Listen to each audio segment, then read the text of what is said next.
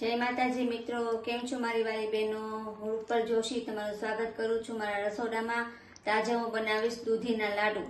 તો દૂધીમાંથી લાડુ બનાવવામાં આપણે જોશે આ દૂધી લીધી છે, આપણે એક મોટી છે, અડધી મેં ખમણી નાખી છે. હું તમને બતાવું. તે લગભગ 500 ગ્રામ દૂધી લીધી છે મેં. આને આપણે છીણવાની છે. કેમ છીણવી એ તમને હું બતાવીશ. અને આપણે લીધો છે જે પાવડર આવે દૂધનો, એ દૂધનો પાવડર મેં એક વાટકો લીધો છે. ને એક વાટકો આપણે ટોપરાનું છીણી લીધું છે. અને 2 થી 3 ચમચી ઘી જોશે આપણે. અને એક નાની વાટકી આપણે ખાંડ લીધી છે. બસ આટલી જ વસ્તુ જરૂર પડશે. તો હવે આપણે દૂધી કેવી રીતે આપણે કરવું એ તમને હું બતાવું. આ દૂધી છે એને આપણે 2 ટુકડા કરવાના છે અને વચ્ચેનો જે ભાગ છે એ કાઢી નાખવાનો છે. આ વચ્ચેનો જે સફેદ ભાગ છે ઉપર એ આવી રીતે આપણે કાઢી નાખવાનો. આવો આ બધો ભાગ કાઢી નાખવાનો છે આપણે. અને પછી એને ખમણવાની છે આવી રીતે. પછી ગમે તમે જે ઝીણી ખમણી હોય એને આવી રીતે આપણે આમ ખમણી નાખવાની આવી રીતે.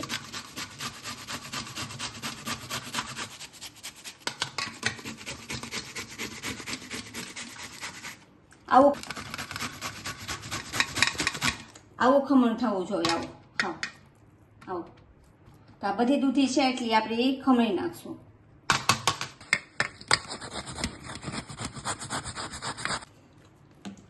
કોઈ પણ એક કોટનનું કપડું લેવાનું, પછી આને છે ને આમાં નાખીને એનું બધું પાણી કાઢવાનું છે આપણે. આમાંથી બધું પાણી કાઢી નાખવાનું આવી રીતે. બધું દબાવી આવી રીતે.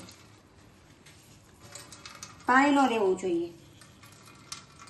બધું પાણી કાઢીને પછી આનું જે પાણી છે એ ફેંકવાનું નથી. તમે ગમે એમાં યુઝ કરી શકો, દાળ શાકમાં, પછી લોટ બાંધવામાં, કારણ કે આનું પાણી બહુ સારું હોય એમ.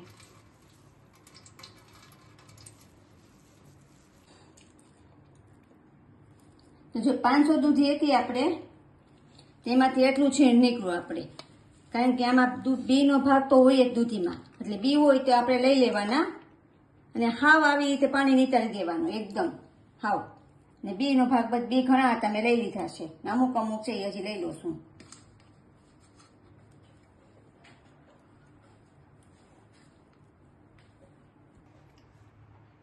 આપણે એક કડાઈ લીધી છે, ગેસ ચાલુ કરશું.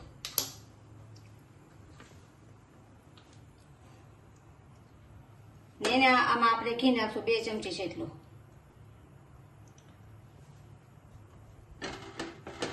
આને ઉગાડી લેશું.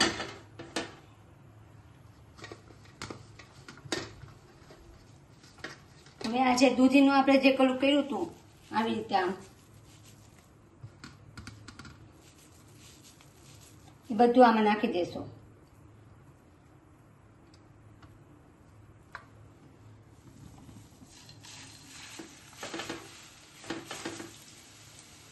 આને મિક્સ કરી લઈશું બધું આપણે.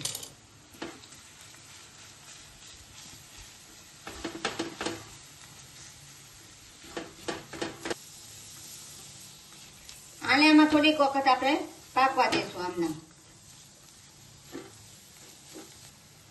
હવે આપણે જે આ દૂધ લીધું છે એ દૂધ આમાં એડ કરશું. દૂધ હાવ ઓછું જ એડ કરવાનું છે આપણે, બહુ ઝાઝું એડ કરવાનું નથી. ખાલી એટલું પલ્લે એટલું જ તે.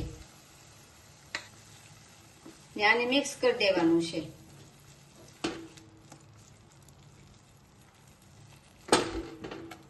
એક પાણી નો રહેવું જોઈએ દૂધીમાં, અને દૂધનું પ્રમાણ સાવ ઓછું હોવું જોઈએ. આ 2 વસ્તુનું ખાસ ધ્યાન રાખવાનું. હવે જે આ ગ્રીન કલર છે એ આપણે એક ચૂટકી જ ખાલી નાખવાનો છે.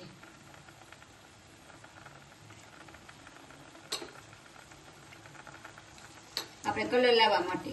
આ મીઠો કલર છે.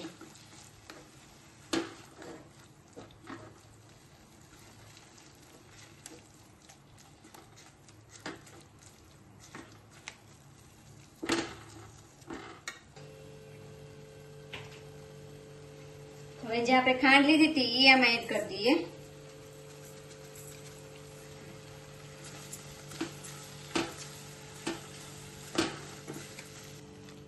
આ ખાંડ આપણે બધી આમાં નાખી દીધી છે. હવે આ ખાંડનું પાણી થશે, એટલે પાણીને આપણે એમને બાળવાનું છે અંદર એકદમ હાવ લચકા જેવું થાય ને ત્યાં સુધી એને રાખવાનું છે.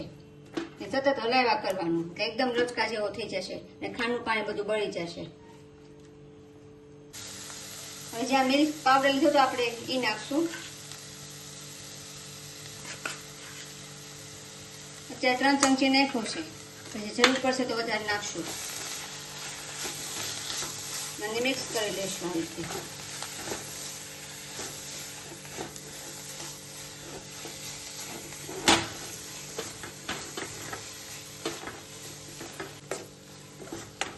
જ્યાં બધું મિક્સ કરી લીધું છે આપણે પાવડર નાખીને. હવે જ્યાં ટોપરાનું છીણ છે એ આપણે નાખશું.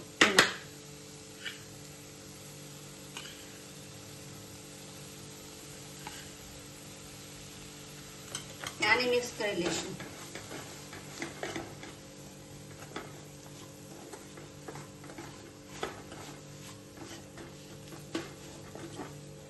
હવે આમ જોવું, આપણે જોવું પડે કે આમ લાડુ વળી જાય છે આવી રીતે.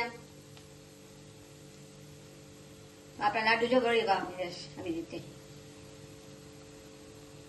તો આને હવે થોડીક ઠંડુ થવા દેવું ને પછી આપણે આવી રીતે લાડુ વાળી લેશું.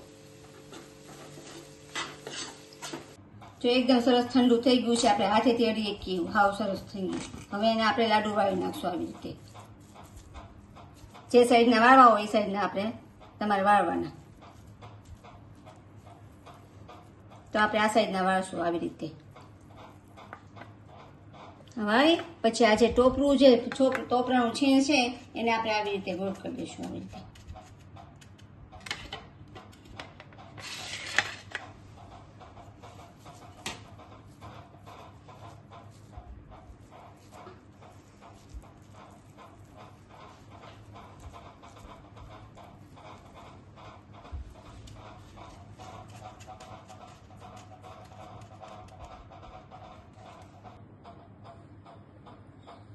તો તૈયાર છે આપણા દૂધીના લાડુ. તો આપણે એક ખોલીને તમને હું બતાવી દઉં. જો એકદમ સોફ્ટ મસ્ત. આ તમે ગમે એકટાણું કે ઉપવાસ લાવો તો તમે ખાઈ શકો. આને એકદમ સરસ બન્યા છે. તો જો તમને મારી આ રેસીપી પસંદ આવી હોય તો એને લાઈક કરજો, શેર કરજો અને મારી ચેનલને સબસ્ક્રાઈબ કરજો. જય શ્રી કૃષ્ણ. રાધે રાધે.